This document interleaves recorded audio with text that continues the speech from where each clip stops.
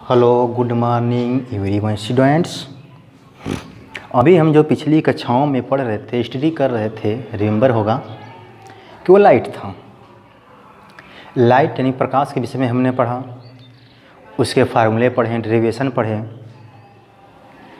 Human आई पढ़ें, उसके defect पढ़ें, लेंस पढ़ें, दर्पण पढ़ें और प्रिज्म पढ़ें। ठीक, वो तो सेकेंड टॉपिक था।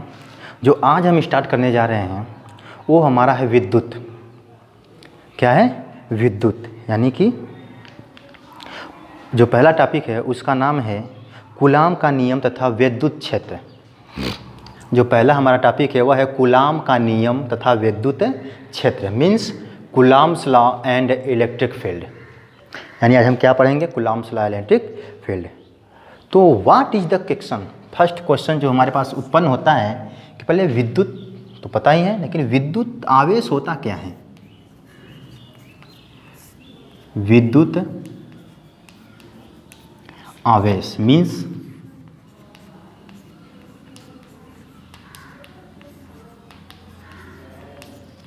Electric field.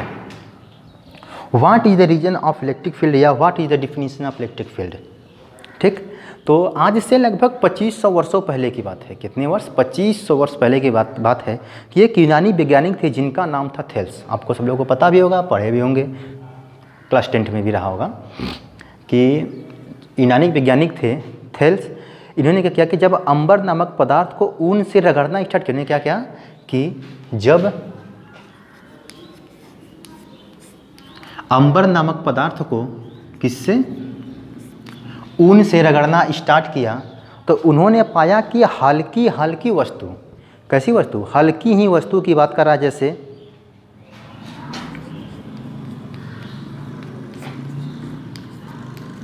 कागज के टुकड़े, तिनका, या कह सकते हैं हल्की वस्तु, यही है। उन्होंने कहा कि जब अंबर को उन्होंने ऊन से रगड़ना स्टार्ट किया तो जो उसके संपर्क में हल्की वस्तुएं आती थी उसको वह अपनी तरफ आकर्षित कर लेता था। क्या कर लेता था? वह आकर्षित कर लेता था। ऐसा होता क्यों था?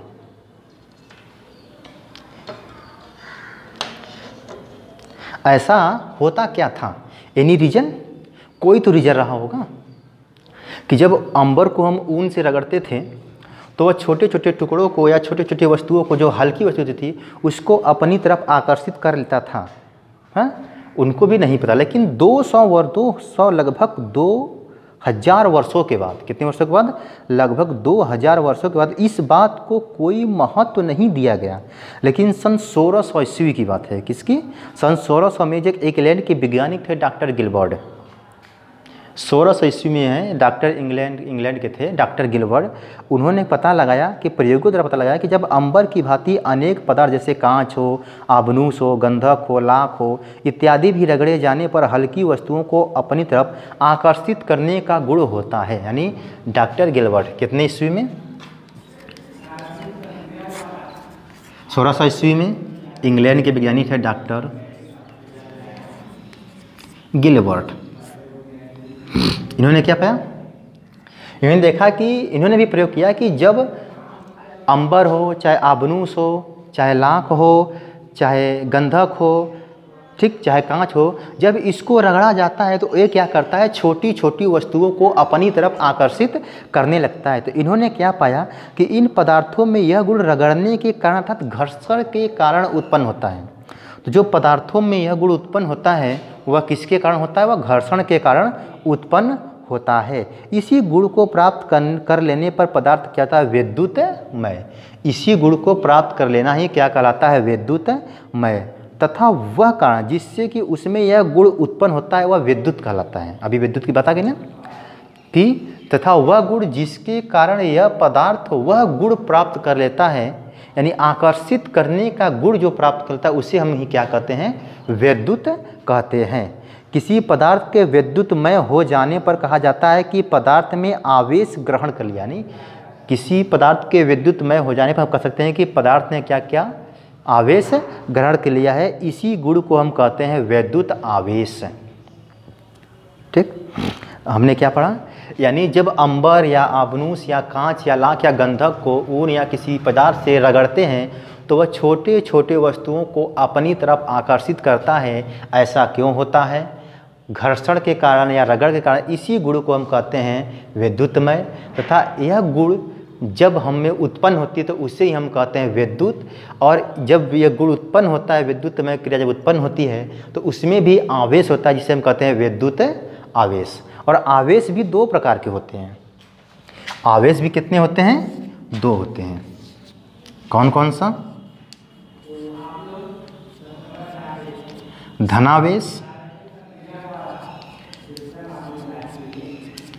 ऋण आवेश। यानी आवेश भी कितने होते हैं? धन आवेश और ऋण आवेश, यानी जिसको कहते हैं पॉजिटिव और निगेटिव चार्ज। क्या कहते हैं? धन आवेश को कहते हैं पॉजिटिव चार्ज और ऋण आवेश को कहते हैं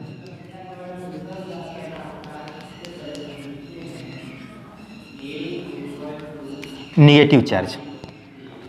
ओके, तो जान लेते हैं कि धन आवेश और ऋण आवेश उत्पन्न कैसे होता है। यदि हम कांच की छड़ को रेशम से रगड़ते हैं, देखिए ध्यान दीजिएगा, अब देखो दोनों में अंतर है। कह रहे हैं कि यदि हम कांच की छड़ को रेशम से रगड़ते हैं तो वह कांच क्या होती है? आवेशित हो जाती है। वह कांच क्या होती है? आवेशित हो जाती है। लेकिन अगर हम आबनूस को छड़ को बिल्ली की छाल से रगड़ते हैं, यानी अगर हम आबनूस के छड़ को बिल्ली की खाल से रगड़ते हैं तो वो भी आवेशित होगा। यानी जो अगर कांच को रेशम से रगड़ेंगे तो वो भी आवेशित होगा, अगर आबनूस की छड़ को बिल्ली की खाल से रगड़ेंगे तो वो भी आवेशित होगा। परंतु इन दोनों के छड़ों में आवेश एक दूसरे से भिन्न होगा। कन्फ्यूजन है, डिफरेंट है। अगर हम चाहे कांच से रगड़े चाहे आबनूस से रगड़े, लेकिन दोनों के आवेश में क्या है? डिफरेंट है, यानी भिन्नता पाई जा रही है। यदि हम कांच की छड़ को रेशम से रगड़कर डोरे से लटका देता, दूसरे का कांच की छड़ को रेशम से रगड़कर पहली छड़ के पास ले जाए तो लटकी हुई छड़ दूर हट जाती है। लटकी हुई छड़ दूर हट जाती है। यानी कहने का मतलब यदि एक कांच की छड़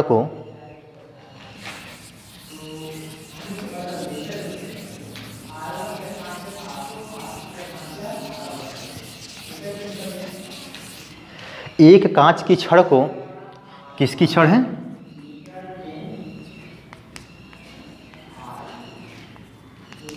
कांच की छड़ को अगर रेशम से रगड़ते हैं और एक और कांच की छड़ ले लें, वो भी रेशम से रगड़ते हैं। ठीक, अगर दोनों को रगड़ कर उसमें यानी घर्षण उत्पन्न करने के बाद अगर दोनों को एक दूसरे के पास लाया जाए, कहाँ लाया जाए? पास, तो दोनों क्या करती हैं? प्रतिकर्षित करती हैं। ठीक, कहने का मीन से है कि दोनों एक दूसरे से दूर हट जाती हैं। ठीक, अगर यहीं पर अगर आबनूस की छड़ को बिल्ली के खाल से रगड़ कर इसके पास लाएं तो देखते हैं कि यह आबनूस की छड़ इस कांच की छड़ की तरफ आ जाती है, यानी सट जाती है। तो इससे हम क्या कर सकते हैं कि जो कांच की छड़ है अगर उसको रेशम से हम रगड़ते हैं तो उसमें कौन सा आवेश उत्पन्न होता है?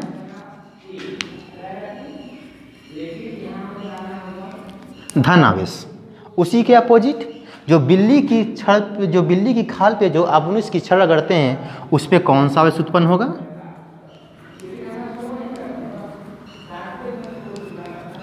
ऋण आवेश। ठीक, यानी दो ही आवेश हैं, धन आवेश और ऋण आवेश।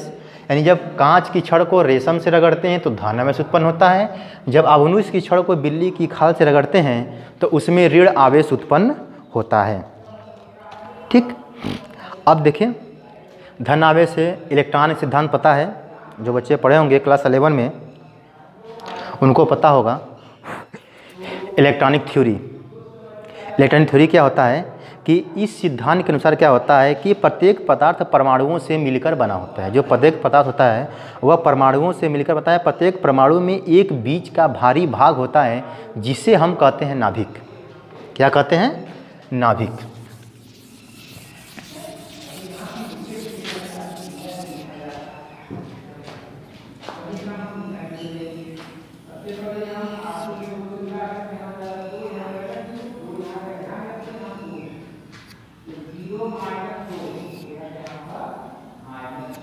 ठीक, ये हमारा क्या है, नाभिक। नाभिक में क्या क्या होता है, एक होता है हमारा प्रोटॉन और दूसरा होता है न्यूट्रॉन। ठीक, यानी नाभिक में क्या करता है, प्रोटॉन और न्यूट्रॉन। प्रत्येक पदार्थ क्या होता है, परमाणुओं से मिलकर बना होता है। परमाणु के बीच में एक भारी पदार्थ होता है जिसको हम कहते हैं नाभिक। नाभिक में प्रोटॉन और न्यूट्रॉन दोनों पाए जाते हैं। ठीक, प्रोटॉन होता है जिस पर धन आवेश होता है, न्यूट्रॉन होता है जिस पर आवेश रहित होता है, यानी प्रोटॉन पे धन आवेश और न्यूट्रॉन पे कोई आवेश नहीं होता है। यानी कह सकते हैं कि जो हमारा नाभिक है वो प्रोटॉन एंड इलेक्ट्रॉन का एडिशन है, और प्रोटॉन पे पॉजिटिव चार्ज होता है और न्यूट्रॉन पे जीरो चार्ज, यानी कोई चार्ज, कोई आवेश नहीं होता है। इस परमाणु के बाहर एक कण और होता है जिसका नाम है इलेक्ट्रॉन, जिस पे कौन सा चार्ज होता है, नेगेटिव चार्ज होता है।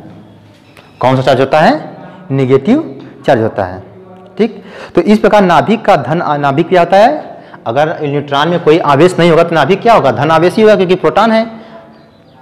ठीक, तो क्या कहते हैं कि इसी प्रकार नाभिक के चारों ओर एक तीसरे प्रकार के कण विभिन्न कक्षाओं में चक्कर काटते हैं। इन कणों को इलेक्ट्रॉन कहते हैं। इलेक्ट्रॉन का प्रोटॉन के धन आवेश के बराबर होता है, यानी जो इलेक्ट्रॉन का आवेश होता है वह प्रोटॉन के धन आवेश के बराबर होता है। ठीक, यानी अगर इलेक्ट्रॉन का आवेश होगा 1.6 इंटू 10 के पावर -19 कूलम, तो इलेक्ट्रॉन का भी आवेश होगा -1.6 इंटू 10 के पावर -19 कूलम। दोनों में डिफरेंस नहीं है, यानी इलेक्ट्रॉन का आवेश प्रोटॉन के आवेश के बराबर होता है। इसलिए जो हमारे परमाणु है, जो नाभिक है, वह संतुलित अवस्था में पाया जाता है। ठीक, और एक कंडीशन और है कि जब कोई इलेक्ट्रॉन अपनी कक्षा छोड़कर नेक्स्ट क्लास में प्रवेश करता है, कोई भी इलेक्ट्रॉन हो, जब अपने क्या करता है, मूल क्लास को छोड़कर सेम क्लास को छोड़कर किसी अनदर क्लास में वह एंट्री करता है, तो जो एंट्री करने की दर होती है, जो समय होता है, वह मिनिमम 10 के पावर -7 सेकेंड ही होता है। वह यानी 10 के पावर -7 सेकेंड के बाद वह अपनी प्रारंभिक कक्षा में वापस लौट आएगा। इसका समय ही फिक्स होता है। ठीक, यानी 10 के पावर -7 सेकेंड के बाद वह अपनी प्रारंभिक अवस्था में वापस आ जाएगा, यह फिक्स है। यानी जो अगर कोई इलेक्ट्रॉन है एक कक्षा से दूसरी कक्षा में प्रवेश करता है तो उसके बीच में 10 के पावर -7 सेकेंड का ही समय होता है, उससे ज़्यादा वह किसी दूसरी कक्षा में नहीं रुक सकता, अपनी कक्षा में उसको आना ही है। ठीक, तो इसके कुछ नियम हैं। कहते हैं कि जब किसी परमाणु से किसी प्रकार का एक अथवा अधिक इलेक्ट्रॉन निकाल देते हैं, यानी जब किसी परमाणु से एक अथवा एक से अधिक इलेक्ट्रॉन निकाल देते हैं तो वह परमाणु धन आवेशित हो जाता है।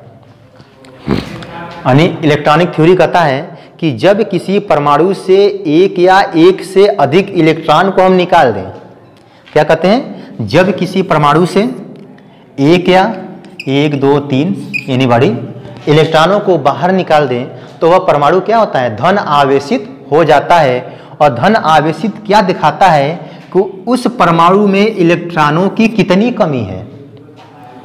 ठीक, धनावेशित क्या दिखाता है कि उस परमाणु में इलेक्ट्रॉनों की कितनी कमी है। जैसे हम कह देते हैं कि +23 7.5 इलेक्ट्रॉन लिख दें, यानी +7.5 इलेक्ट्रॉन। तो क्या दर्शा रहा है कि इस परमाणु में 7.5 इलेक्ट्रॉन की कमी है। ठीक,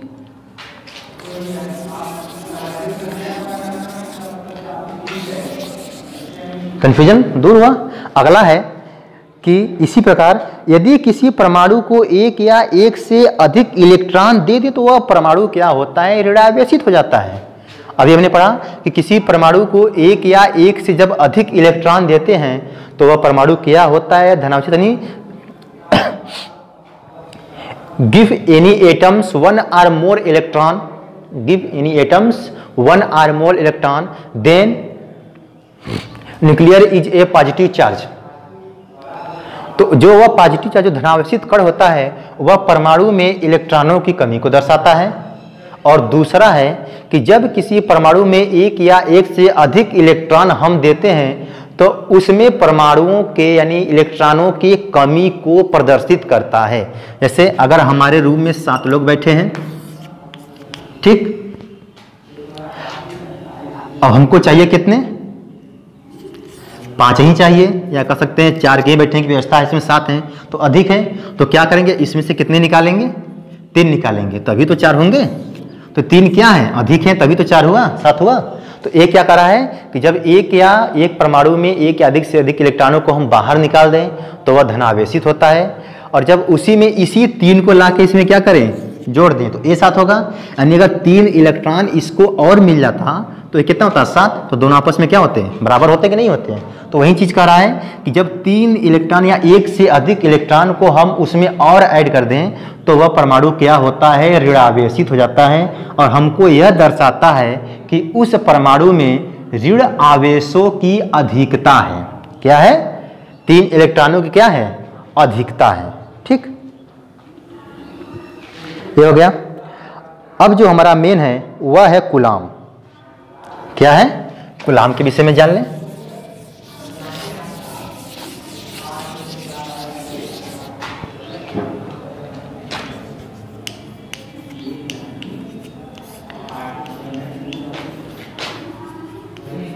व्हाट इज कूलाम्ब। कूलाम का नाम बहुत प्रसिद्ध है, ऐसा पद्धति में इसको बहुत बार लिया जाता है।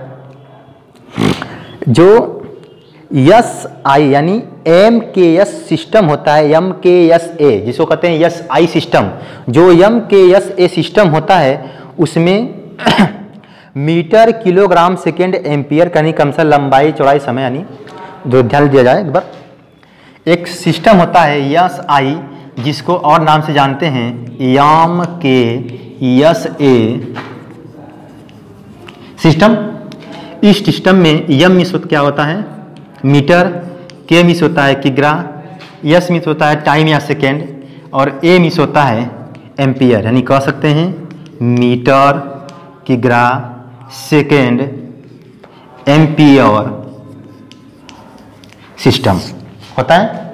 मीटर किसका होता है, दूरी का मात्रक होता है। किग्रा क्या होता है, द्रव्यमान का मात्रक होता है। समय क्या होता है, सेकेंड समय का मात्रक होता है। और एम्पियर क्या होता है, वो विद्युत धारा का मात्रक होता है।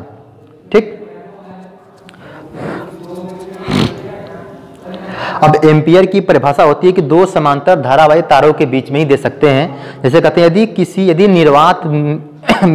यदि निर्वात में 2 स्थित सीधे, लंबे व समांतर तारों में जिनके बीच की दूरी कितनी हो, 1 मीटर हो। कह रहा है कि 2 लंबे तार हो, निर्वात में हो, ठीक, जिनके बीच की दूरी कितनी हो, 1 मीटर हो, L1 L2, यानी एक तार है L1 और एक तार है L2 है। एक ही विद्युत धारा प्रवाहित करने पर तारों के बीच उनके प्रति मीटर लंबाई में, यानी एक ही विद्युत धारा प्रवाहित करने पर उनके बीच में प्रति मीटर लंबाई में 2 × 10 के घाते 7, कितना, 2 × 10 के घाते 7 न्यूटन का बल उत्पन्न हो तो उनमें प्रवाहित धारा 1 एम्पियर होगी। कितना कर रहा है, 2 × 10 के घाते 7 न्यूटन का बल उत्पन्न हो तो उसमें प्रवाहित धारा कितनी होगी, 1 कूलाम होगी। यानी कहने का मतलब, एक बार डिफिनेशन लिया जाए। करा यदि निर्वात में स्थित,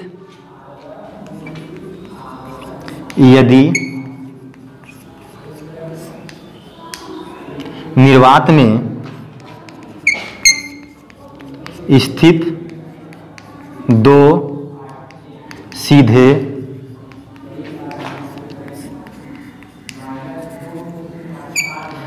समांतर धारावाही तार 1 मीटर की दूरी पर रखा जाए तथा उसमें एक ही वैद्युत धारा प्रवाहित की जाए।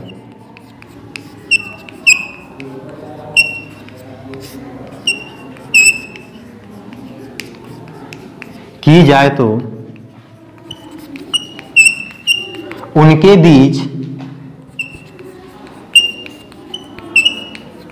प्रति मीटर 2×10⁷ न्यूटन बल कार्य करता है या उत्पन्न होता है, तब हम उसे कहते हैं एक कूलाम। क्या कहते हैं? एक कूलाम। यानी कह रहा है कि यदि निर्वात में स्थित दो सीधे समांतर धारावाही तार 1 मीटर की दूरी पर रखा जाए तथा उसमें एक ही विद्युत धारा प्रवाहित की जाए तो उनके बीच प्रति मीटर 2×10⁷ न्यूटन का बल उत्पन्न होता है। इसी को ही हम कहते हैं एक कूलाम। अब विद्युत धारा होता क्या है? ठीक, यानी कहते हैं विद्युत धारा बराबर होता है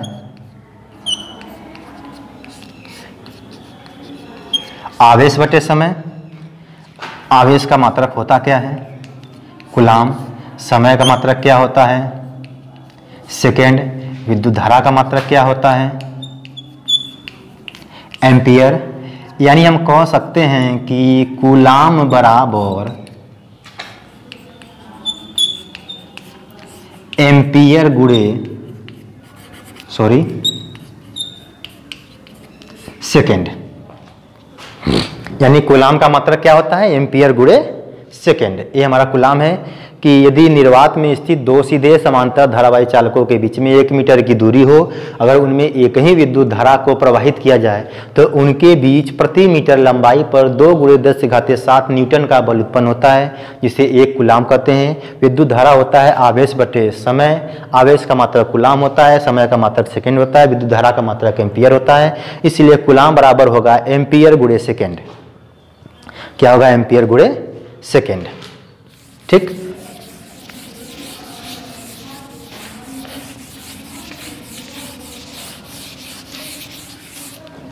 हमने क्या पढ़ा?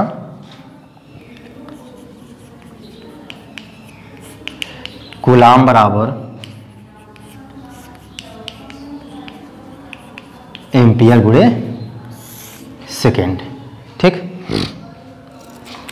अगर विद्युत धारा 1 मीन एम्पियर हो, समय 1 सेकेंड हो, तो कूलाम का भी क्या होगा? 1 कूलाम होगा। अब जो हमारा मेन टॉपिक है उस पे आते हैं। ये तो बिछड़ी बातें हो गई। कूलाम का नियम, कूलाम्स लॉ यानी लॉ ऑफ कूलाम। ठीक, कूलाम्स आला। तो पहले एक हम जानते हैं कि दो समान प्रकार के आवेश एक दूसरे को प्रतिस्पर्शित करते हैं तथा दो विपरीत प्रकार के आवेश एक दूसरे को आकर्षित करते हैं। ये बनना है, यानी अगर दो धन आवेश होंगे यानी प्लस चार्ज होगा प्लस चार्ज होगा, तो इन दोनों में क्या होगा?